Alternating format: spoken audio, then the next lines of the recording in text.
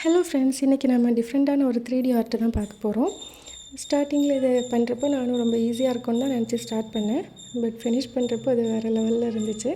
நீங்களும் பாருங்கள் இது எப்படி இருக்குதுன்னு. ஸ்டார்டிங்கில் இந்த மாதிரி ஒரு 4 பெட்டல்ஸ்லாம் ஸ்டார்ட் பண்ணிக்கோங்க. அதுக்கப்புறம் போக போக அதோடய சைஸ் கம்மி பண்ணிவிட்டு லாஸ்ட்டாக எட்ஜஸில் வரப்போ குட்டி பெட்டல்ஸ் போட்டுக்கோங்க. அதுக்கப்புறம் அது முடித்ததுக்கப்புறம் இந்த மாதிரி உள்ள ஸ்ட்ரைட் லைன்ஸ் ஃபார்ம் பண்ணிக்கோங்க. லைன்ஸ் எல்லாம் ஸ்ட்ரைட்டாக இருக்கணும்னு எந்த அவசியமுமே இல்லை. சும்மா நீங்கள் ரஃப்பாக போட்டாலே போதும். நமக்கு பார்க்குறதுக்கு நீட்டாக இல்லாத மாதிரி இருக்கும். ஆனால் ஃபினிஷிங் வந்ததுக்கப்புறமா உங்களுக்கு சூப்பரான ஒரு அவுட்புட் கிடைக்கும். அதுக்கப்புறமா இது ஃபுல்லாக ஃபினிஷ் ஆனதுக்கப்புறம் இந்த மாதிரி தான் இருந்துச்சு.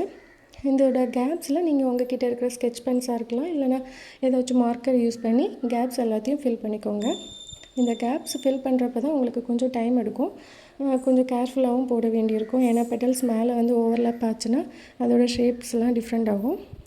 ஸோ நீங்கள் சும்மா ஜாலியாக உட்காந்து போட்டிங்கன்னா ஃபைனலாக உங்களுக்கு அவுட்புட் கிடைக்கிறப்போ நீட்டான ஒரு சூப்பர் அவுட்புட் கிடைக்கும்.